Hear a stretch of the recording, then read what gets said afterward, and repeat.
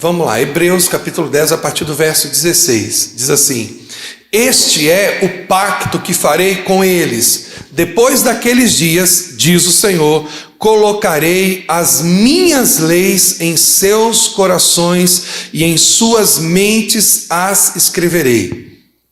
E de seus pecados e iniquidades não me lembrarei mais. Ora, onde há remissão dos pecados, não há mais oferta pelo pecado. Tendo, pois, irmãos, ousadia para entrarmos no Santíssimo Lugar pelo sangue de Jesus. Ótimo, Lucas. Por um caminho novo e vivo que ele consagrou para nós, através do véu, isto é, da sua carne. Aqui eu quero fazer uma pausazinha rapidinho.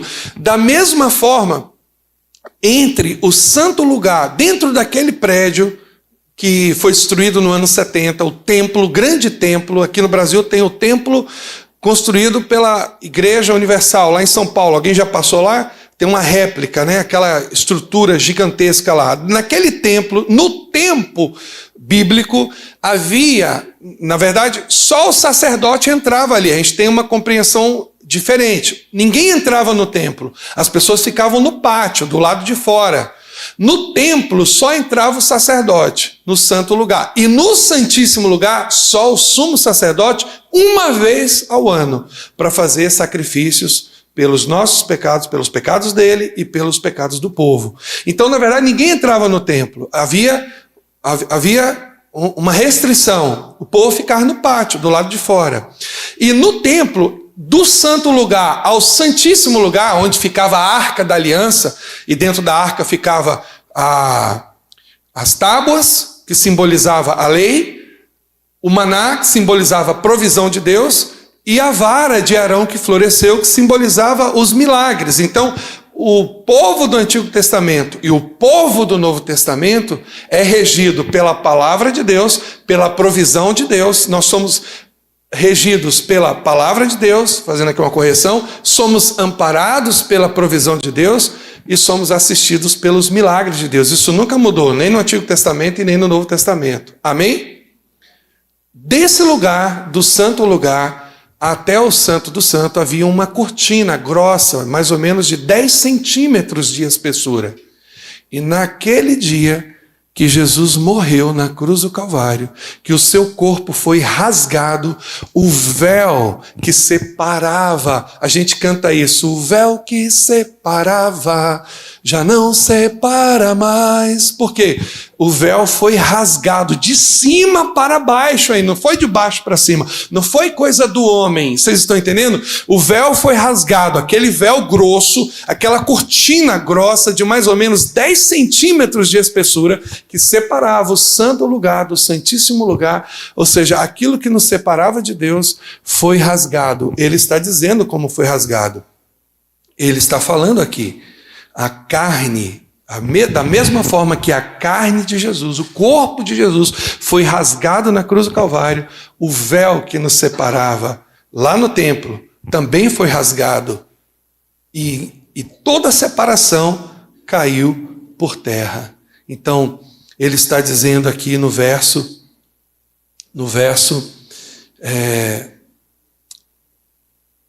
18, né? Ora, onde há remissão destes, não há mais oferta pelo pecado. Tendo, pois, irmãos, ousadia para entrarmos no Santíssimo Lugar pelo sangue de Jesus, por um caminho novo e vivo que ele consagrou para nós através do véu, isto é, da sua carne, ou seja, a sua carne que foi rasgada nos deu acesso a esse vivo caminho. Toda a separação que havia entre o homem e Deus foi desfeita na cruz do Calvário pelo corpo, pela morte de Jesus. Então, tendo um sumo sacerdote sobre a casa de Deus, Jesus é o sumo sacerdote agora, cheguemo-nos, ele está dizendo, com coração verdadeiro. Como é que a gente se aproxima de Deus? Com um coração verdadeiro, em inteira certeza de fé, tendo o coração purificado da má consciência e o corpo lavado pela água pura. Ele está falando aqui de regeneração, de conversão, de transformação. É disso que ele está falando. Fiquemos, pois, firmes em nossa profissão de fé. Guarda essa expressão aqui. Fiquemos, pois, firmes em nossa expressão, profissão ou expressão de fé, ou profissão de fé, sem nos abalar, porque fiel é aquele que prometeu. Fiel é aquele... Versículo 24 agora. Agora nós já vamos entrar nos textos áureos da palavra nessa noite. E consideremo-nos uns aos outros para nos estimularmos ao amor e às boas obras. Consideremo-nos. Respeitemo-nos. Demos honra uns aos outros. Essa pessoa que está do seu lado tem uma honra. Você sabia disso? Essa pessoa que está do seu lado é importante. Você sabia disso? Essa pessoa que está do seu lado tem valor. Você sabia disso? Ele está dizendo agora, consideremos, verso 24, consideremos-nos uns aos outros para nos estimularmos ao amor e às boas obras. Não abandonando a nossa assembleia. Em outra tradução, a nossa congregação, verso 25, passa aí, Cata. Não abandonando a nossa assembleia, em outra tradução, mas essa para mim é melhor. Não abandonando a nossa assembleia. Esse termo aí é reunião oficial no grego. Significa, como é costume de alguns, antes, exortando-nos uns aos outros. Ah, pastor, então agora é a hora que você quer puxar a orelha do povo, né? Essa palavra não significa isso. Errado. Exortar não significa chamar a atenção, corrigir, brigar. Não, não significa isso. Exortando-nos uns aos outros e tanto mais à medida que vedes que aquele dia se aproxima. Que dia é esse? De que será que ele está falando? Que dia é esse? Fecha teus olhinhos e fala com o Papai do Céu agora. Fecha teus olhinhos. Peça a Ele para tirar aquilo que Ele colocou no meu coração e colocar no seu coração nessa noite. Faça isso. Pai Celestial, quantas coisas boas o Senhor tem na Tua palavra revelada para nós. Senhor, muito obrigado, porque o Senhor tem colocado nos nossos corações a Sua palavra. Muito obrigado, Senhor. Muito obrigado. Que o Senhor nos ajude nessa noite. Através do Teu Espírito, eu clamo, eu chamo, eu peço, eu imploro as misericórdias do Senhor para que a Tua palavra encontre em nosso coração terra fértil. Pai, começa a mudar as coisas de dentro para fora. Começa a mudar, começa a operar as mudanças necessárias para que nós nos tornemos homens e mulheres espirituais, segundo o Teu coração, como o Senhor disse a respeito do Teu servo Davi. Eis que esse homem é um homem segundo o meu coração. Davi não era perfeito, mas ainda assim o Senhor disse que ele era um homem segundo o Teu coração. Nos transforma em homens e mulheres segundo o Teu coração. Esse é o propósito da Tua palavra, em nome de Jesus. Prepara o vídeo aí, Catarina, combina com o Lucas direitinho para já deixar em ponto de bala. Quando eu disser assim, vai, você vai. Amém? Prepara aí. O título da nossa palavra nessa noite é Firme na Promessa. Guarda aí no seu coração. Firme aonde? Na promessa. Firme na promessa. O autor de Hebreus está descrevendo aqui a realidade da igreja daqueles dias. Eles estavam sofrendo perdas e baixas na igreja devido à influência do judaísmo radical contra a igreja. O judaísmo tinha entrado na igreja. Como a gente gosta de dizer, né, nesses dias hoje, porque o mundo entrou na igreja. O judaísmo tinha entrado na igreja. E eles então estavam sofrendo baixas. A igreja estava deixando de ser de Cristo e estava voltando aos rudimentos. Rapidamente aqui para você aprender. Quais são as 3 mensagens principais de Hebreus, da Epístola aos Hebreus? As 3 mensagens principais, rapidinho.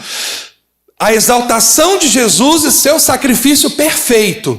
O autor de Hebreus está dizendo o seguinte: olha, o sacrifício perfeito foi feito. É impossível que o sangue de bodes e de touros possa tirar pecados. Quando João Batista viu Jesus, ele disse: eis o Cordeiro de Deus que tira o pecado do mundo. O sangue de Jesus, o sacrifício de Jesus é suficiente e ponto final. Não precisa de mais nada. Amém? Então, a primeira mensagem de Hebreus é a exaltação de Jesus e seu sacrifício perfeito. Não tem mais nada a acrescentar, é Jesus e ponto final.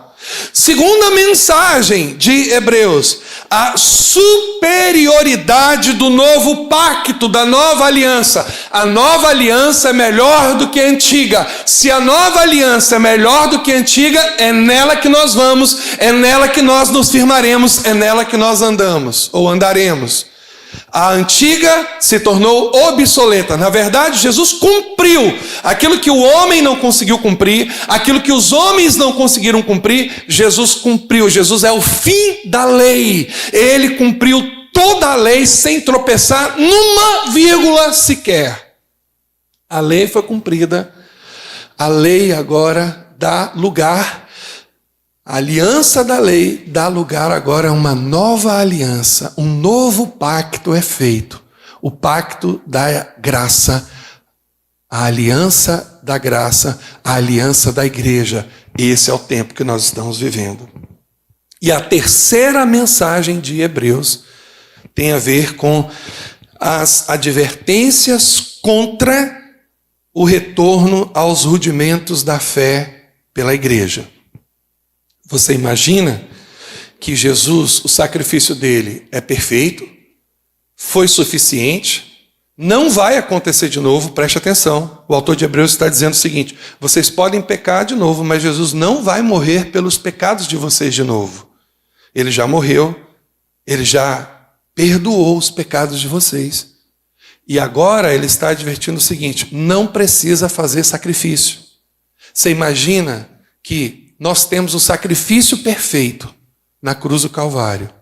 Aí agora os judeus, os cristãos judeus, eles estavam voltando aos rudimentos. Eles estavam voltando a sacrificar de novo. Pegar o cordeirinho, pegar a ovelhinha e voltando a fazer sacrifício de novo. E o autor de Hebreus diz: epa, não precisa mais. O sacrifício já foi feito uma vez por todos. Já está bom o sacrifício. O cordeiro perfeito, esse cordeiro que tira o pecado, ele está dizendo: é impossível que o sangue de touros e de bodes possa tirar pecados. No máximo pode encobrir, mas nós temos o sacrifício perfeito, aquele que tira o pecado. Não precisa voltar. E eles entenderam isso. Por isso, o autor de Hebreus traz à memória da igreja a profecia de Jeremias. E ele diz o seguinte, lá no verso 16 do capítulo 10, foi o primeiro que nós lemos: este é o pacto que farei com eles depois daqueles dias, diz o Senhor. Colocarei as minhas leis em seus corações e em suas mentes as escreverei. Vamos ver o que diz Jeremias 31. Porém, este será o pacto que eu farei com a casa de Israel depois daqueles dias, diz o Senhor. Eu colocarei minha lei no seu íntimo e a escreverei nos seus corações e serei o seu Deus e eles serão o meu povo. Nós somos esse povo. Nós estamos vivendo essa promessa agora. Você sabia disso?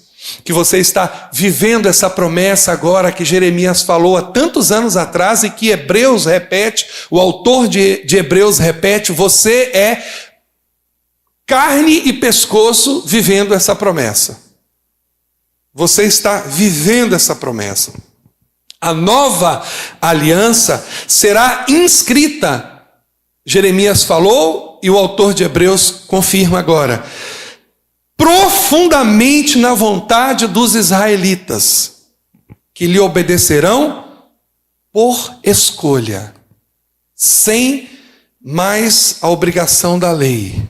A apostasia, o afastamento, será substituído por uma atitude de fidelidade a Deus. Por fidelidade.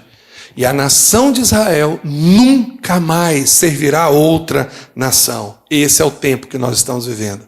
Essa é a promessa de Deus se cumprindo agora na igreja e lá naquela nação, a nação de Israel. Jeremias insiste em que a apostasia é a raiz de todos os problemas de Israel. E eu quero dizer nessa noite da igreja também. Por isso nós precisamos vigiar. Todos nós, acreditando ou não nas 7 dispensações, aquelas que falam sobre, né, a dispensação da inocência, depois do governo humano, depois a abraâmica, depois a noaica, depois a da lei, e por último, todos nós, acreditando ou não nas dispensações, tem gente que acha que isso foi uma invenção teológica, tem gente que acha que isso é uma verdade bíblica, não importa. Mas todos nós estamos agora nessa aliança, na aliança da graça ou da igreja nesses últimos dias. Alguém duvida disso?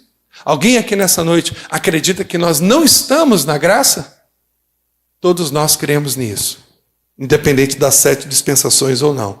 Esse tempo iniciou exatamente após a ressurreição de Jesus e permanece até os dias atuais.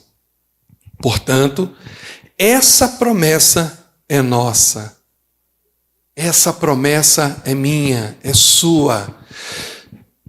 Estamos vivendo essa promessa hoje. Nós estamos vivendo essa promessa hoje. Porque o Espírito de Deus está nos nossos corações escrevendo, sabe, a vontade de Deus. Não a lei das obrigações, mas a vontade de Deus. A vontade que nos dá força para buscar a Deus sem o esporão da lei, sem os temores da lei, sem, sabe, a força da lei. Não. No seu coração, por conta do Espírito e toda a transformação que foi operada dentro de você, por conta de Deus tirar o coração de pedra e colocar um coração de carne, por conta de Deus tirar o espírito de desobediência que havia dentro de você e colocar um novo espírito, e além disso, colocar o espírito dele dentro de você, você tem agora prazer, alegria em buscar a Deus de livre e espontânea vontade, porque o Espírito que opera dentro de você te conduz a isso. Te conduz a isso. Essa semana eu vi um vídeo de uma pastora bem conhecida no Brasil reclamando da evasão que estava ocorrendo em sua igreja, devido à influência de coaches. Quantos viram esse vídeo aí? Ninguém viu aqui, só o pastor Si, alguns irmãos viram. Veja o vídeo. Pois hoje existem caravanas de pastores e líderes indo aprender em igrejas que batizam 2.000 pessoas no mês por causa de coaching, por causa de reprogramação neurocerebral científica. Os CEOs do mundo que vêm ensinar como encantar a sua experiência ao entrar numa igreja. Luzes que piscam para te hipnotizar. O som de um teclado que não toca louvores, mas frequências que viciam o cérebro como dopamina, como droga. E tem gente achando que o culto foi uma grande bênção, confundindo a unção de Deus com um atalho do inferno. Tem igrejas fazendo associação com Mamon, pensando que é um parque de diversões que vai atrair as famílias e as crianças da sua cidade. Tem pipoca sendo vendida na porta para dar 500 mil reais por mês para um empresário. Tem franquia fazendo dinheiro. Eu quero denunciar aqui: não existe outra rocha. Não existe outra rocha. Eu não conheço, diz a palavra do Senhor. Não existe uma técnica humana que se comparar com o Altíssimo.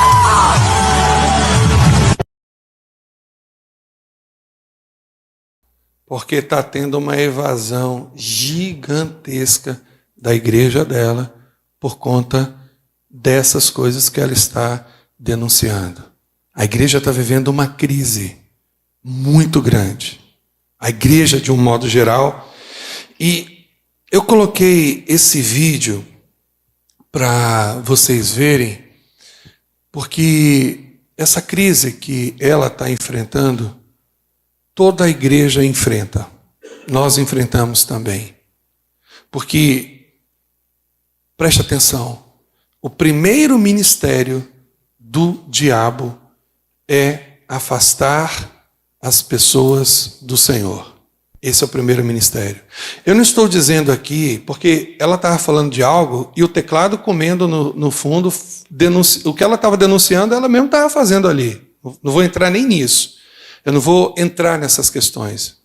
Mas,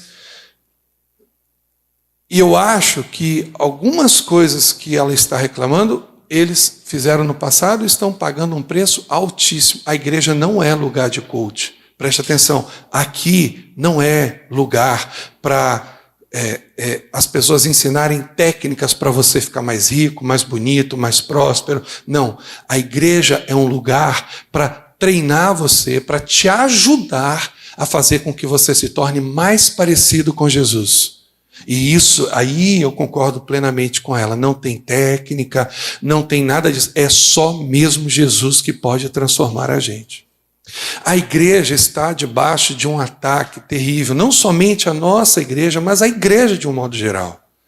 Porque, irmãos, preste muita atenção no que eu vou te falar. Se você gosta do pastor ou não, se você gosta da banda ou não, se você gosta do estilo de igreja, de grupos e qualquer outra coisa ou não, nada disso.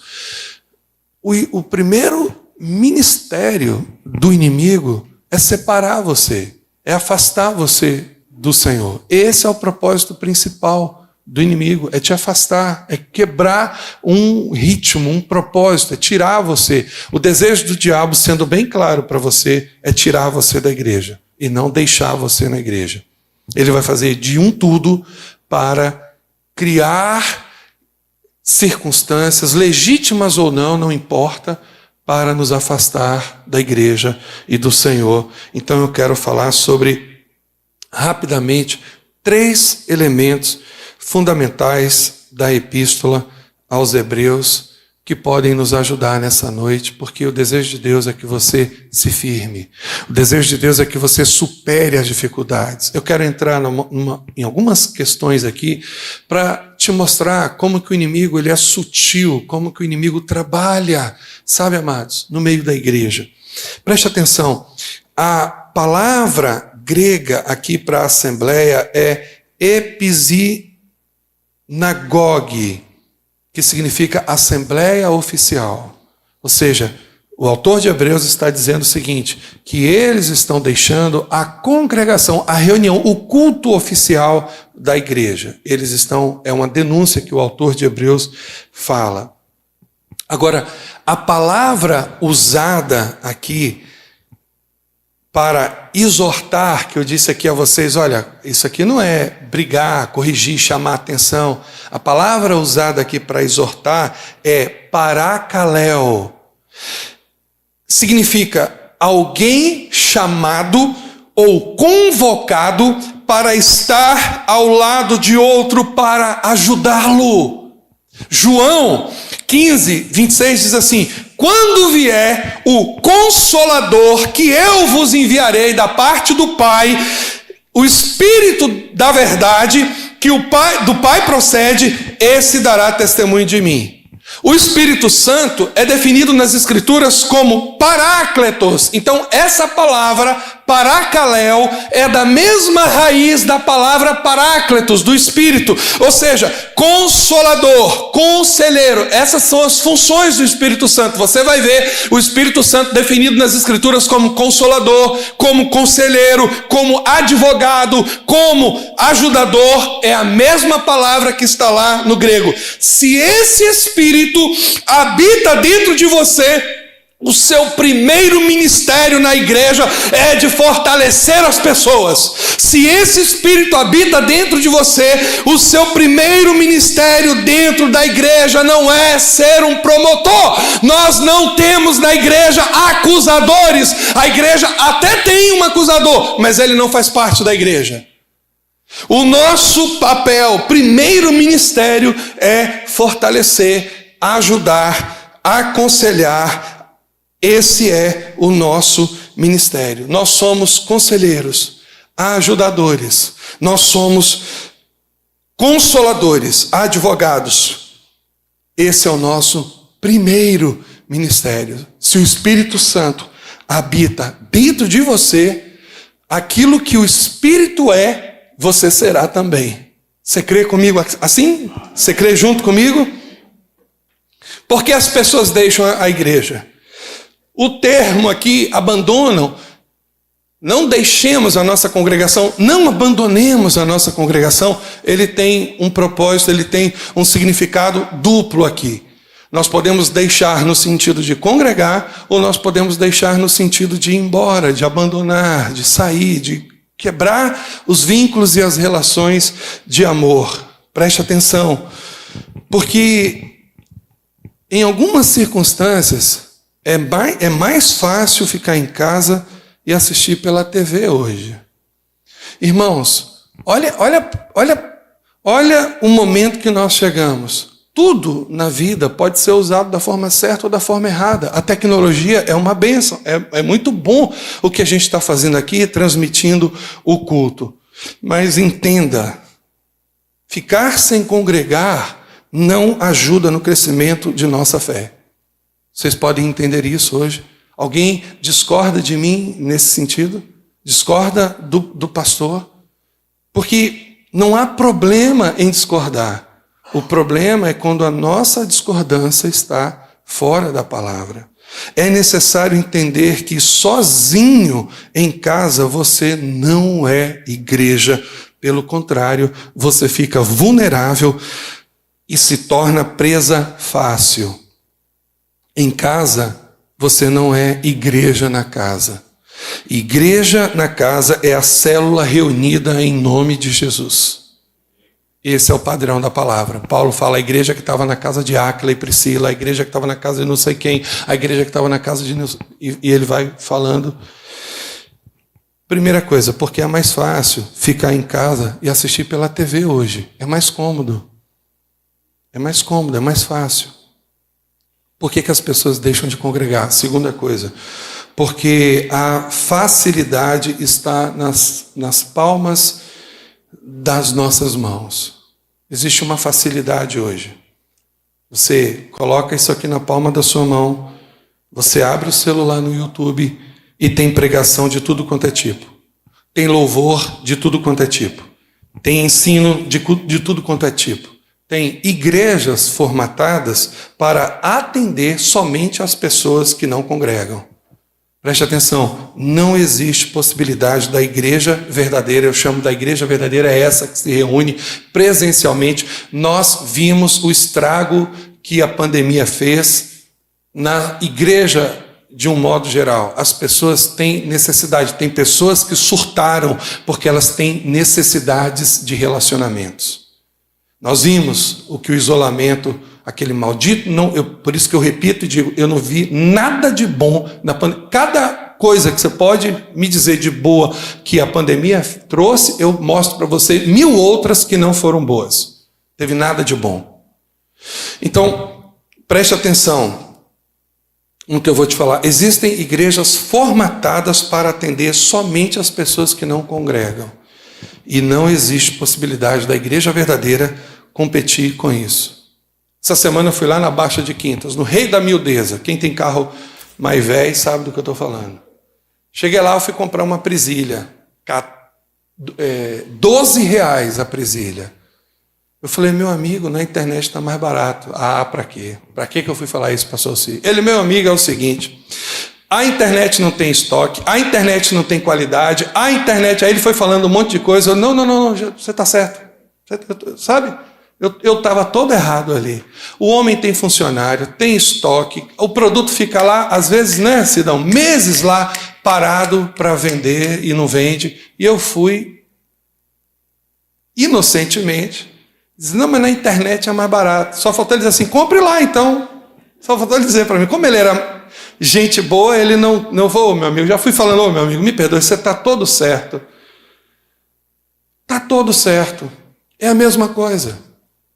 A igreja da internet não tem nada a ver com a igreja real. Quando você está passando por dificuldades, são os seus irmãos que fortalecem você. Quando você está passando por lutas, é a presença de pessoas que nos ajuda, que nos abençoa. A internet não faz isso.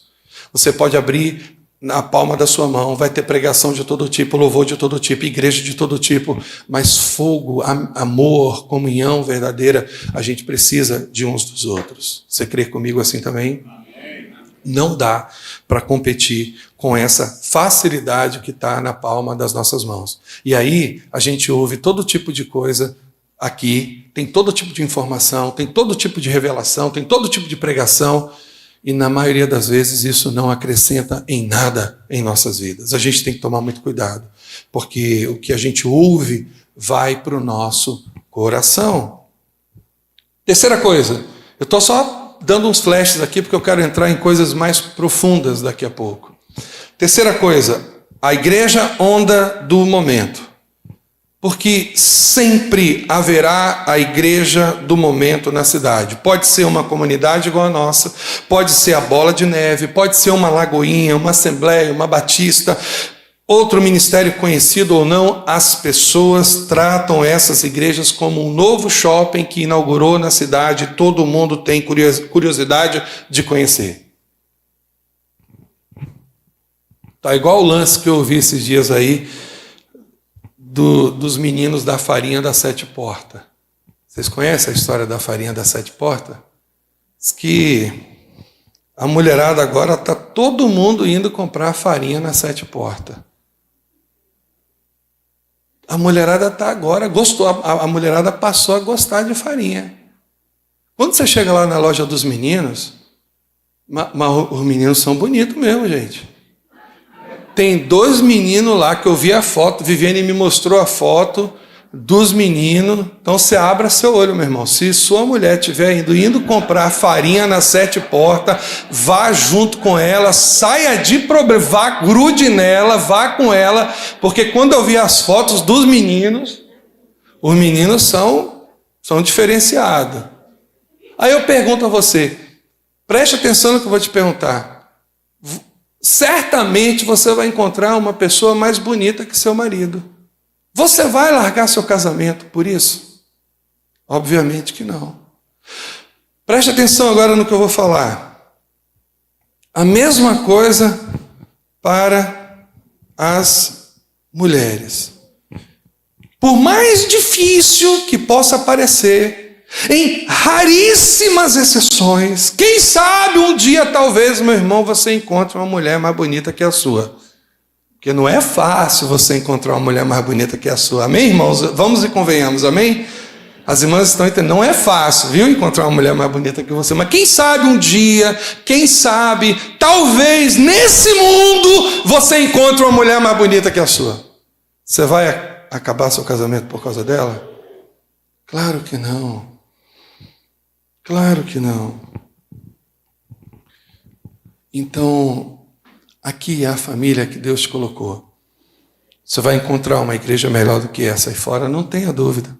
Mas aqui foi a família que Deus te colocou para você crescer, para você prosperar, para você ser bênção, para você ser abençoado. Essa é a família que Deus te colocou. E quando você entende isso, você cresce, você é abençoado. Você não tem noção de quantas igrejas tem? A igreja do momento. Tem sim. Pregação melhor, com música, né? Acho difícil, mas com música melhor. Tem. Né? Mas o Senhor não te colocou lá, o Senhor te colocou lá na sua igreja. Talvez você não seja daqui e esteja ouvindo essa palavra. O Senhor te colocou lá na sua igreja. Pois fique lá. O reino não cresce quando as pessoas mudam de igreja. O reino cresce quando as pessoas mudam de espírito, do estado de trevas para o reino de luz. Amém? Amém. Por isso eu quero entrar agora numa coisa muito importante. Guarda isso no seu coração nessa noite. Abra os seus ouvidos para o que o Senhor vai falar. Se o que eu estou falando for de mim, de minha carne, não vai prevalecer como a palavra daquele sábio. Se isso for de homens, vai perecer, mas se for de Deus, vai prevalecer. Não adianta vocês lutarem contra isso. Gamaliel fala para os fariseus, o neto de Hileu, do grande Hileu. Os fariseus irados, revoltados com os judeus, porque estavam pregando o evangelho, ele chama os fariseus e diz o seguinte: se isso foi coisa de homens, vai acabar. Mas se for coisa de Deus, vocês podem lutar, podem pelejar, não vai acabar. E o evangelho chegou aos nossos dias e está aqui na sua vida, não acabou. Porque é coisa de Deus. O que é de Deus permanece, o que não é de Deus desaparece. Então, se o que eu estou falando aqui for de Deus, vai permanecer no seu coração. Preste atenção. Onde há pessoas, há problemas. Porque as pessoas são imperfeitas. Estão sofrendo mudanças. Têm problemas e crises. E muitas vezes são difíceis mesmo. A gente precisa reconhecer isso. Primeiro passo. No entanto, isso é motivo para deixarmos de congregar? Não. Deus tem alguma culpa no fato de sermos imperfeitos, complicados e difíceis? Deus fez alguma coisa para você? Às vezes a gente ouve alguém falando, esse dia acho que foi Samuel que estava falando comigo, de uma pessoa que falou com ele: olha, está vendo, é por isso que eu não vou para a igreja. Mas aquilo que ele está vendo é coisa de Deus ou coisa de homens? De homens. Jesus alguma vez fez alguma coisa de ruim para alguém para dizer assim: eu não vou congregar? Não, nunca. Jesus nunca fez nada contra ninguém.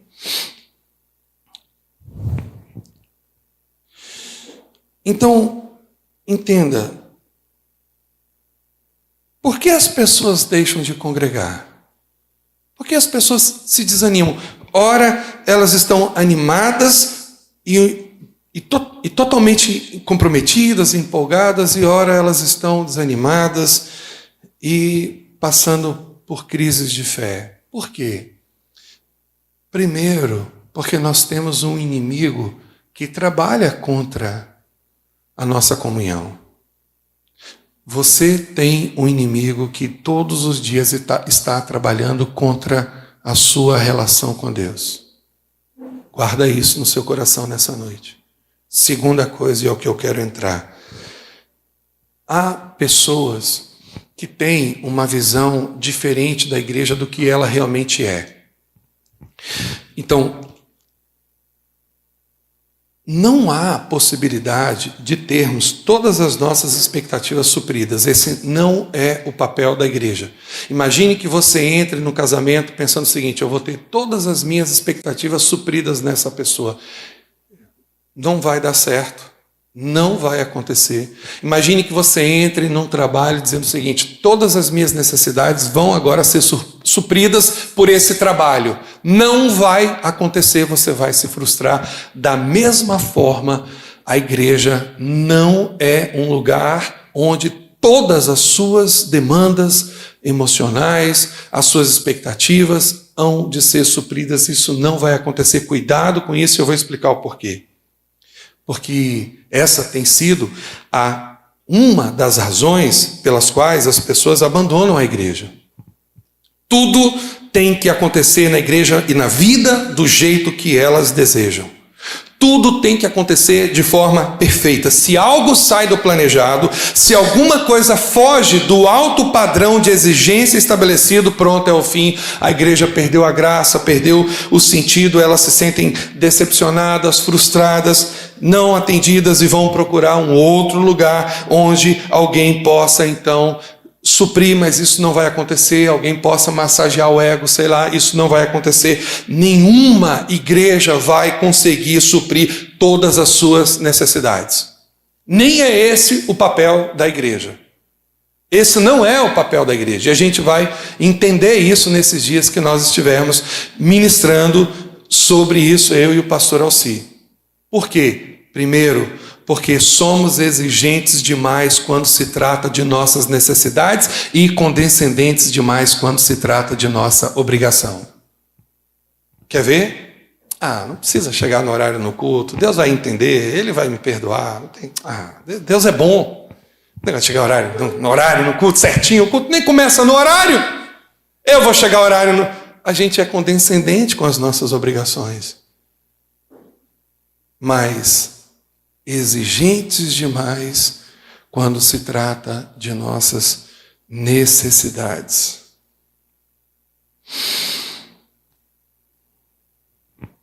Quando temos, primeira coisa, somos exigentes demais quando se trata de nossas necessidades e condescendentes demais quando se trata de nossas obrigações.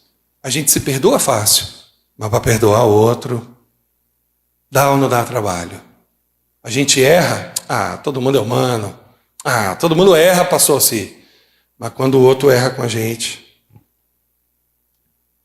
cobra tintim por tintim, porque a gente é exigente demais. Primeira coisa. Segunda coisa, vamos sempre querer um pouquinho mais quando temos uma necessidade suprida, a gente parte para outra. Se algo aconteceu, deu certo, supriu a gente, agora eu quero mais. Agora eu quero outra coisa. É assim, a gente é assim. Então, nenhuma igreja vai conseguir suprir todas as suas necessidades.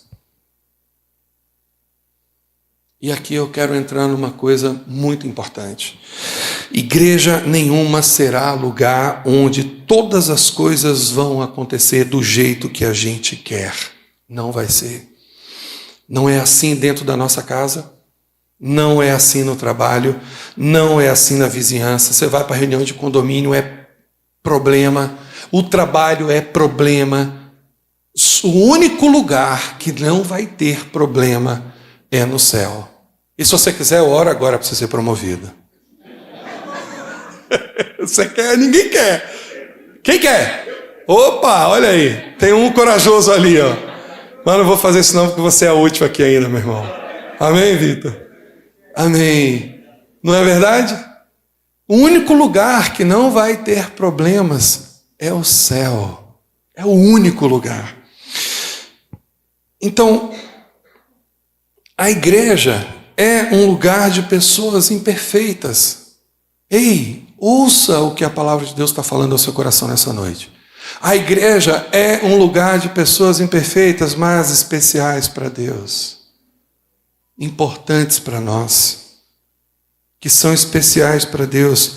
Essa é uma contradição da graça. Você é imperfeita. Você é imperfeito. Mas Deus te deu e te dá um valor tão grande, e esse valor é colocado dentro de cada um de nós. Por isso que quando alguém sai, deixa, rompe, há feridas que são abertas, e a gente precisa entender isso. É igual um casamento quando é desfeito. É impossível um casamento ser desfeito e aquelas pessoas envolvidas naquele matrimônio não serem feridas e machucadas, e isso leva tempo para curar. Nós somos uma família. Nós somos irmãos, nós pregamos isso aqui, ensinamos isso aqui, vivemos isso aqui. A igreja não é um lugar de pessoas religiosas, a igreja é uma família.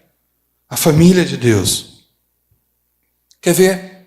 Eu quero que você seja honesto, não é uma pegadinha. Quem já veio ao culto triste? Levanta a mão. Pronto, abaixa a mão. Quem já veio ao culto querendo desistir da igreja? Levanta a mão, pode levantar, não tem problema. Pronto, abaixa a mão. Quem já veio ao culto acabado por dentro por questões pessoais que nada tem a ver com a igreja? Pronto. Cada um de vocês tem valor, o seu propósito e a sua função. Mas é preciso lembrar que as pessoas não são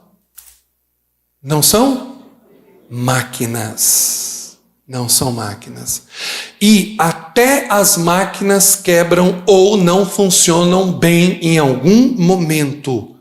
Até as máquinas quebram em algum momento, isto é, elas podem não funcionar bem. Então, as pessoas também são assim. Ninguém funciona bem o tempo todo. As pessoas falham, as pessoas cansam, as pessoas têm limitações. Ei, olha para mim, eu sou limitado. Aquele homem ali, cheio de sabedoria, é limitado. Os líderes que estão aqui, que cuidam de vocês, são limitados. As pessoas que servem e que trabalham nessa igreja para que ela possa acontecer, de ires ao pastor, todos temos limitações, nos cansamos, somos imperfeitos, temos dificuldades, temos temperamentos, temos lutas, e você que está aí tem também. As pessoas, elas também são assim. Ninguém funciona bem o tempo todo, as pessoas falham, cansam e têm limitações. Por isso, seja misericordioso. Essa é a palavra de ordem. Seja misericordioso. Não se relacione com as pessoas na igreja como se elas devessem alguma coisa para você. Alguém não sorriu para você, sorria para ela. Alguém não falou com você, fale com ela. Alguém não foi simpático com você, seja simpático com ela. Alguém foi indiferente com você, seja diferente com ela. Se alguém foi grosseiro com você, seja amável com ela. Sabe por quê? Às vezes nós estamos aqui e a gente por dentro está quebrado. Nós estamos aqui e não sorrimos. Muitas vezes alguém que está aqui não sorriu para você, não é porque não gosta de você, é porque ela está triste, ela não está bem. A gente precisa compreender isso. Às vezes alguém passou por a gente, não falou com a gente, mas não tem nada a ver com você, tem a ver com o momento que ela está vivendo, as dificuldades que ela está vivendo, as lutas que você não tem a menor ideia de que ela está vivendo. Porque nós não somos como as pessoas. Porque nós não sabemos, como as pessoas estão no seu íntimo. E por isso e por tantas e outras coisas não devemos julgar, mas aprender a conviver e amar uns aos outros. Quando alguém não falar com você, não julgue essa pessoa. Fale com ela. As coisas vão mudar na sua vida a partir daí. Esse é o nosso papel. O Espírito de Deus está dentro de nós, porque nós somos ajudadores. Eu creio nessa igreja.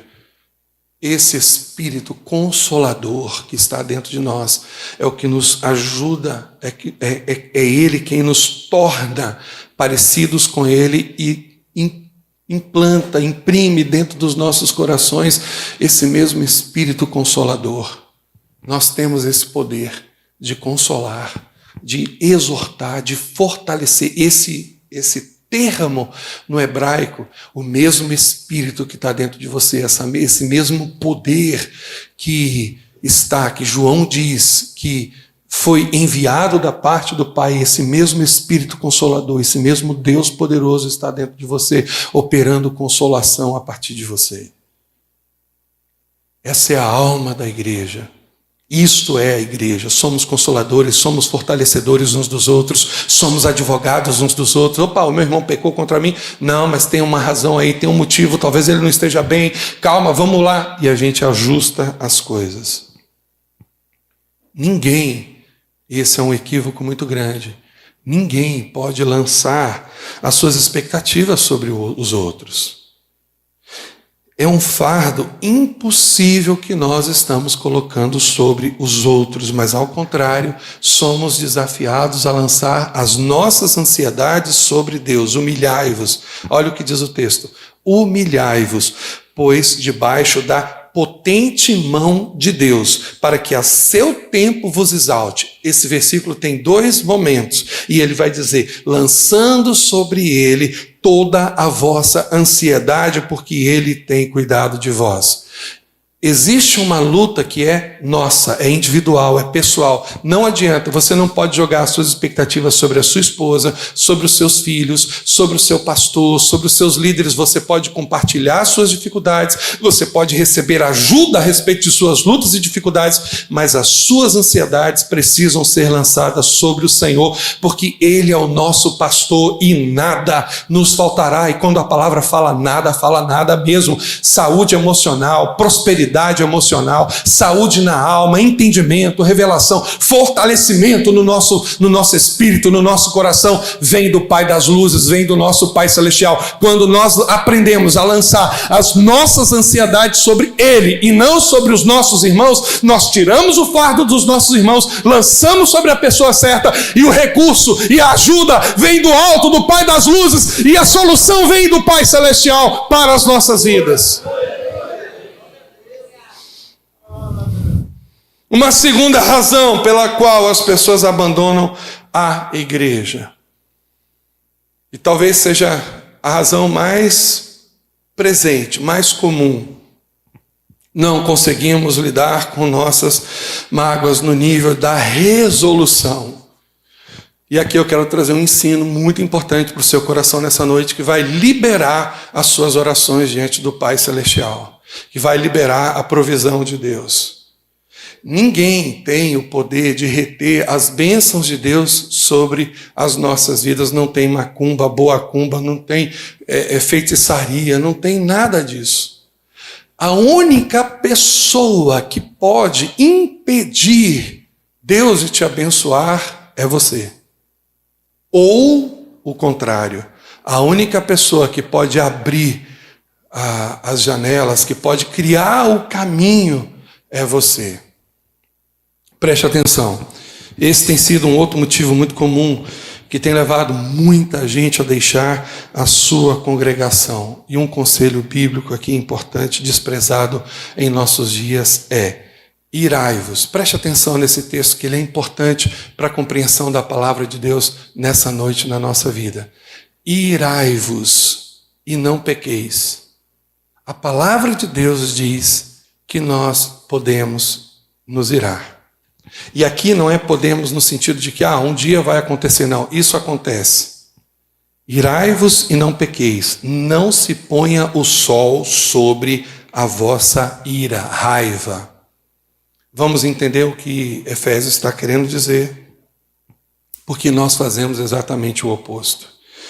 Dormimos com raiva, tomamos café com raiva, jantamos com raiva e dormimos de novo com raiva. E aquilo vai no nosso coração sendo alimentado. E hoje à noite eu quero que você receba a palavra de Deus no seu coração, para que ela quebre, para que ela destrave, para que ela purifique, para que ela limpe, para que ela libere as bênçãos de Deus sobre a sua vida, sobre a sua casa, sobre a sua família, sobre o seu ministério, sobre tudo que você está envolvido. Preste atenção, a raiva não é um sentimento. A raiva é uma emoção. Note, há situações onde as emoções fogem completamente do controle. Eu vou dar um exemplo. A pessoa diz o seguinte, chega para você e diz o seguinte, dá uma notícia ruim. Olha, aconteceu uma tragédia. Alguém que você gosta morreu. Você tem como segurar as lágrimas? Fala para mim. Alguém aqui consegue segurar as lágrimas e ficar, morreu, eu sei que está com Deus. Às vezes até um servo de Deus, uma serva. Mas a gente consegue segurar as lágrimas? Um irmão, um parente, uma mãe, um tio, um pai, um filho. A gente consegue dominar isso?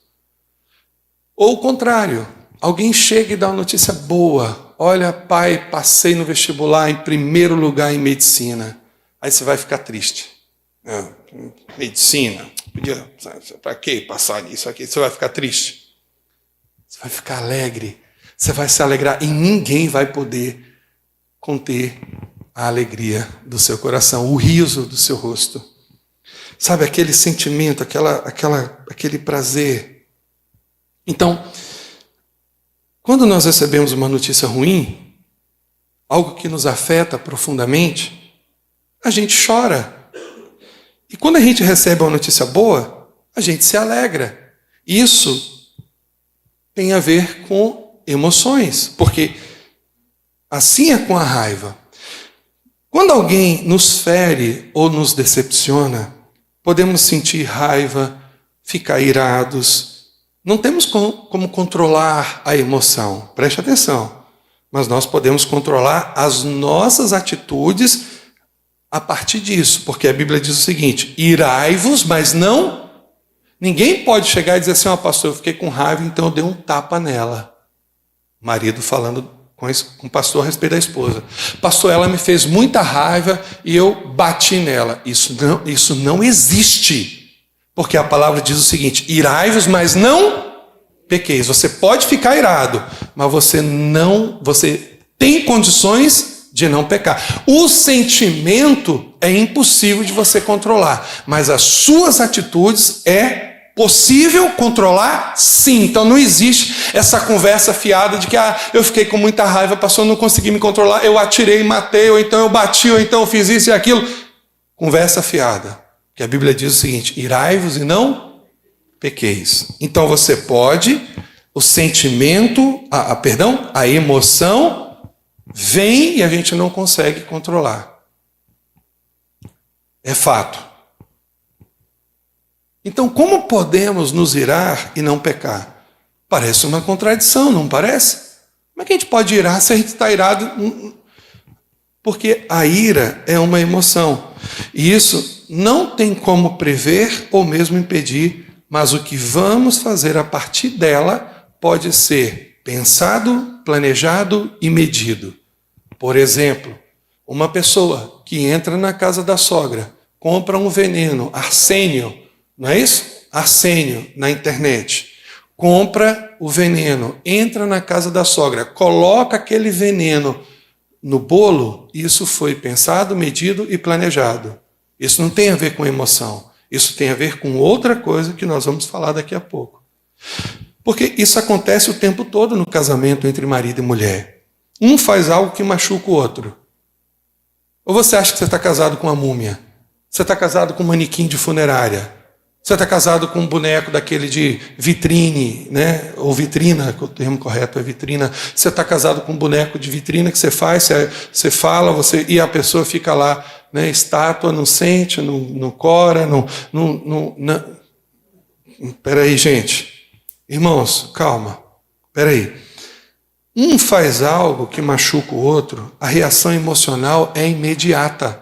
Raiva, tristeza, ira, isso faz parte da nossa humanidade, é a nossa natureza terrena. Até aqui não tem problema nenhum. Você ficou irado, você ficou com raiva, você ficou triste, isso é parte de nós. Deus nos fez assim. Preste atenção, Deus fez você para você se entristecer, Deus fez você para você se irar, Deus fez você para você ficar com raiva, e não tem problema em relação a isso. Eu posso estar com raiva agora e daqui a 10 minutos a raiva acabar completamente. Sim ou não? Sim, acontece comigo e com você o tempo inteiro. O cara te deu uma fechada no trânsito, você quer mandar ele para a casa do Pai Celestial. Mas daqui a pouco, aquilo passou. Você nem quer mandar ele mais para a casa do Pai Celestial. Você está tranquilo, você esqueceu aquilo. Porque se trata de uma emoção. Mas pode-se ficar com raiva, irado e pecar. Quando isso acontece, uma raiva pode ocupar um lugar indevido no coração e ser alimentada todos os dias ou a cada nova crise. E aqui é que está o problema. E é geralmente isso que acontece. Quando nós deixamos o sol se pôr sobre a nossa raiva, essa raiva vira uma mágoa. E mágoa não é mais emoção. Mágoa é o quê? Mágoa é o quê? Sentimento. Por isso o nome diz ressentimento. Mágoa é um sentimento que se sente de novo, e de novo, e de novo. Então a gente fica com ressentimentos. Então, preste atenção, porque A mágoa é um sentimento, e sentimento esse que a Bíblia trata como algo muito perigoso. A mágoa não é uma emoção. A raiva é uma emoção, a tristeza é uma emoção, a alegria é uma emoção, a euforia é uma emoção. A mágoa não. A mágoa é um sentimento, é uma raiva amadurecida no coração e que ocupa um lugar indevido no coração. Deus não fez você para ser lugar de mágoa. Deus fez você com emoção. Você pode sentir raiva, você pode sentir tristeza, você pode sentir alegria, mas você não pode permitir que uma mágoa habite no seu coração. E é isso que nós vamos falar agora. Por quê?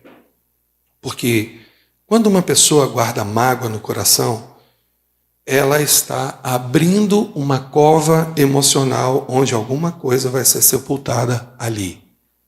A mágoa não é lugar de vida, a mágoa é lugar de morte. Pode ser o fim de uma amizade antiga. Se você permitir que uma mágoa ocupe lugar no seu coração de uma pessoa que é sua amiga, e pode ser o amigo, e pode ser uma amizade de 10, 15, 20 anos, não importa, essa amizade vai morrer, vai ser sepultada ali naquela cova. Da mesma forma, a gente percebe que onde a mágoa habita, algo vai morrer ali. Pode ser uma amizade, pode ser uma aliança espiritual na igreja, ou mesmo um casamento duradouro. Marido e mulher que ficam com mágoa no coração, o casamento tem dia e hora para acabar. Por isso a palavra é sábia em dizer: não se deixe o sol se pôr só sobre a vossa ira. Preste atenção no que ele está dizendo. Irai-vos. A ira é uma emoção. Deixar o sol se pôr é o pecado. O pecado não é irar, as pessoas se confundem, as pessoas confundem as coisas. O pecado não é estar triste, irado, com raiva, esse não é o pecado, isso é uma emoção. O pecado está em permitir que aquilo permaneça no seu coração e se torne, e amadureça, e se torne um ressentimento, uma mágoa, algo que vai fazer morada dentro do seu coração. Ao permitir que uma mágoa habite o seu coração, amizades são destruídas, alianças na igreja são destruídas, admiração é destruído, casamentos são destruídos, tudo, a mágoa destrói tudo. Toda pessoa que guarda mágoa no coração começa a desamar. Vou usar aqui um neologismo. Deus colocou essas coisas no meu coração para tratar com você nessa noite. Toda pessoa que guarda mágoa no coração começa a desamar. Desculpa o neologismo. Começa a desamar. Está na moda, né, os neologismos? E na igreja, isso também acontece. Da mesma forma que procuramos um médico quando estamos doentes, devemos procurar ajuda quando guardamos uma mágoa no coração. Por quê? Porque a mágoa não é uma virtude, a mágoa é uma doença da alma. E como doença da alma, precisa ser resolvida e não guardada e alimentada. Isso precisa ser um ponto para nós nessa noite. Isso precisa ficar claro para nós nessa noite. O ciclo vicioso de uma doença da alma começa com uma raiva, emoção, vira uma mágoa, um sentimento e volta a afetar as emoções, o humor, a alegria. Tem gente que guarda mágoa no coração de outra pessoa e só em ouvir falar o nome daquela pessoa ela se tranca. Às vezes ela conhece. Fulano machucou outra pessoa. Ela conhece outro fulano com o mesmo nome, ela já se tranca. Porque é uma coisa tão séria e tão perigosa que vai nos destruindo por dentro. Obviamente, ninguém consegue permanecer num ambiente onde a alma é afligida constantemente. Você não vai conseguir viver bem com mágoa no seu coração, no casamento, na igreja, num relacionamento, na escola, no trabalho, na faculdade. Onde você estiver, você não vai conseguir viver bem se houver mágoa no seu coração com alguém que está ali naquele ambiente que você está vivendo. Pode ser na vida pessoal, na sua casa, no trabalho ou na igreja.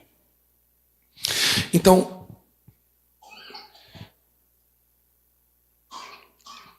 Jesus fala para nós a respeito de um nível de tortura que nós ainda precisamos amadurecer na igreja. Porque esse ambiente vira um ambiente de tortura. E foi exatamente isso que Jesus disse numa parábola muito conhecida na Bíblia: quem guarda mágoa é prisioneiro de torturadores espirituais. Ele fala isso lá na parábola do credor incompassivo. Quando você guarda mágoa, você se coloca debaixo de um jugo de escravidão. E eu percebo que Deus dá um tempo para a gente lidar com isso. Ele faz isso porque Ele é bom. Ele faz isso, Ele permite, Ele nos dá um tempo para a gente lidar com esses problemas. No entanto, quando nos recusamos à libertação que Ele oferece, nós sofremos consequências de nossa própria atitude egoísta. Entenda, não liberar a mágoa no coração é uma atitude egoísta. É uma atitude soberba. Porque, preste atenção no que você quer, no que você precisa entender. O Pai Celestial liberou perdão para com aquela pessoa que você guarda mágoa no seu coração. Quando você não perdoa, você quer ser maior do que Deus. É o mesmo Espírito que estava lá em Lúcifer no dia da queda. É o mesmo Espírito. Porque o Pai Celestial, que é maior do que você, perdoou aquela pessoa. O Pai Celestial, que é mais santo do que você, o Pai Celestial, que é mais justo do que você, perdoou aquela pessoa. E quando você não perdoa, você se coloca acima de Deus. É a mesma influência, o mesmo Espírito que está lá em Lúcifer, quando ele foi banido da presença de Deus, ele foi deposto da sua posição. Por isso nós devemos tomar muito cuidado com o que nós abrigamos no nosso coração, e essa é uma outra razão pela qual as pessoas quebram as alianças, seja no casamento, seja nos relacionamentos, na amizade ou na igreja também. A igreja não é a igreja, o ambiente espiritual é um ambiente favorável para você liberar o seu coração. Amém? E é impressionante, porque quando nos recusamos à libertação da mágoa, nós sofremos as consequências de nossa própria atitude egoísta.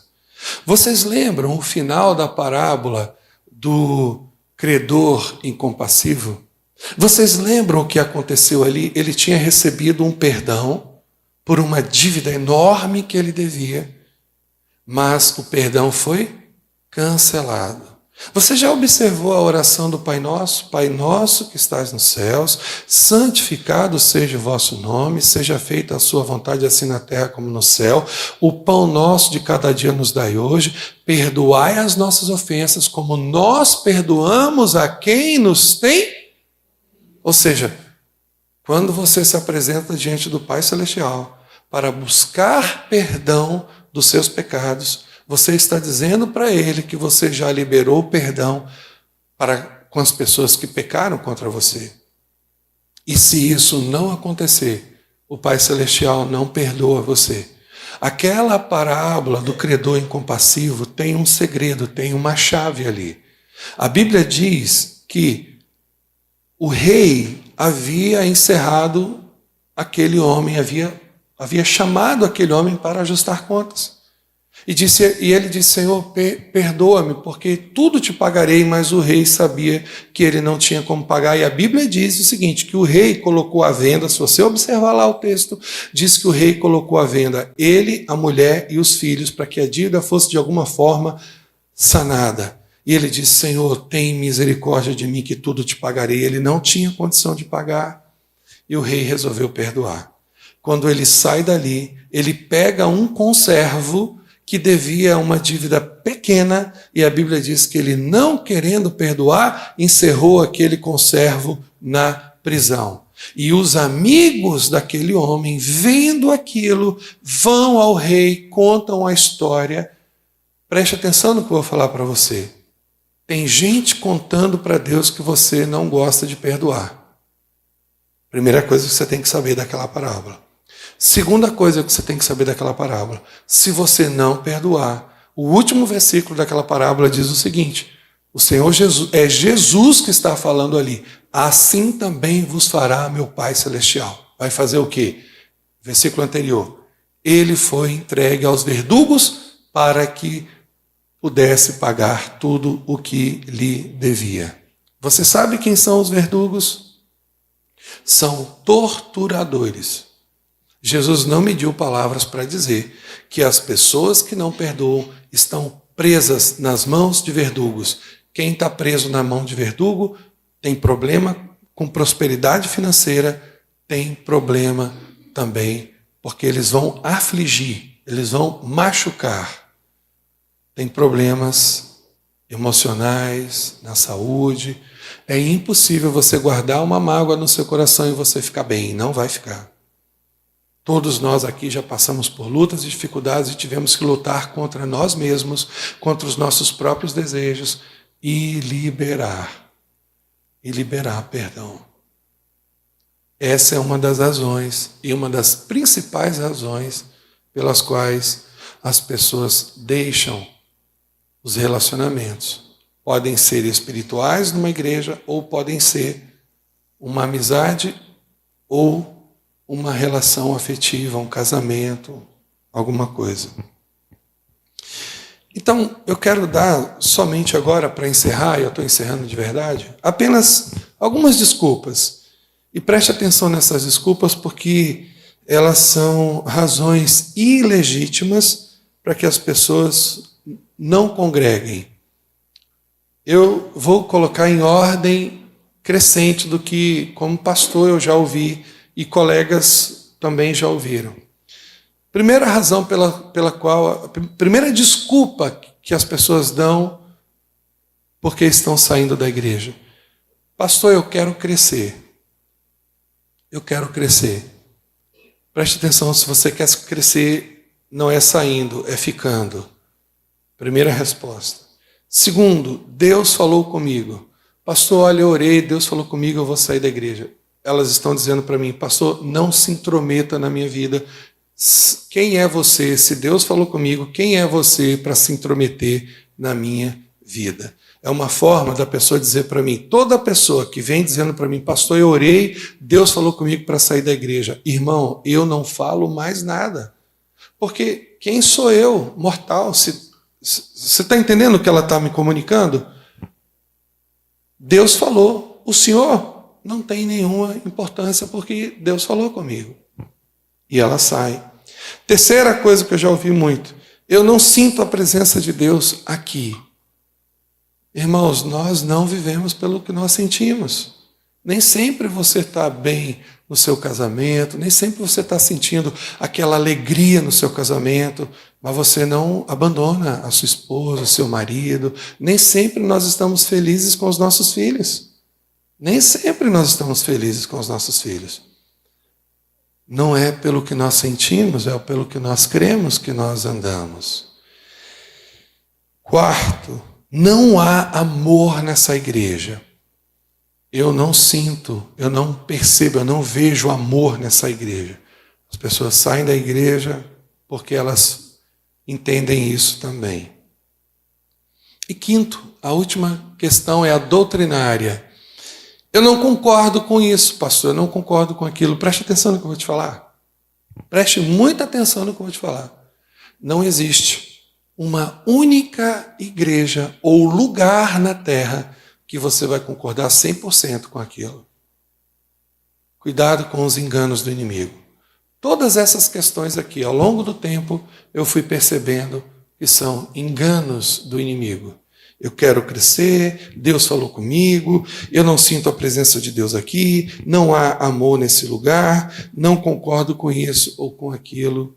Cuidado com isso, porque existem razões legítimas para uma pessoa. Ninguém é dono de ninguém. Amém, amados? Ninguém é dono de ninguém.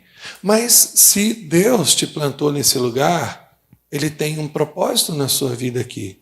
E a forma da gente entrar e sair dos lugares que Deus nos colocou é sempre na paz. O árbitro é sempre a paz. Mas é importante, porque o inimigo vai trabalhar para descongregar você. Você sabia que hoje tem mais gente fora da igreja que conheceu o Senhor do que na igreja? Você sabia disso?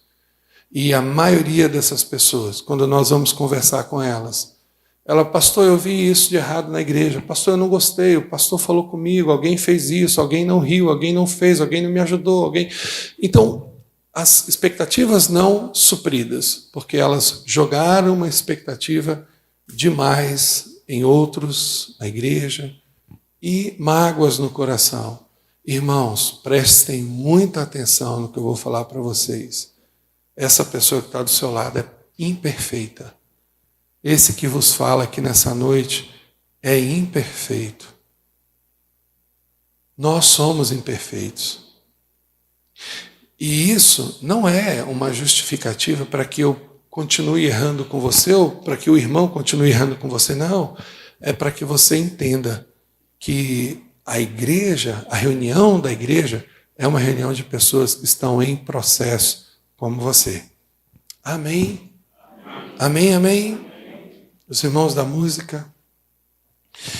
Aleluia. Firme, firme, firme. Eu estou firme, você precisa estar firmado na rocha. Nosso alvo é... Jesus nunca decepcionou ninguém. Jesus nunca feriu ninguém. Jesus nunca magoou ninguém. Jesus nunca enganou ninguém. Jesus nunca pisou no calo de ninguém. Jesus nunca deixou de sorrir para você. O nosso alvo é Ele. Tenha misericórdia com os irmãos e fique firme na rocha. Amém? Firme na promessa. Que promessa? Que Ele escreveu nos nossos corações as suas leis e colocou no nosso espírito a sua palavra, no nosso íntimo. Nós somos os filhos da promessa. Nós somos os herdeiros da promessa. Nós estamos vivendo a promessa. Nós estamos vivendo aqui, agora. Sabe, o Espírito Santo está dentro de você. O Espírito de Deus está dentro de você, meu irmão. Nós somos esse povo. Nós somos essa herança de Deus. Amém?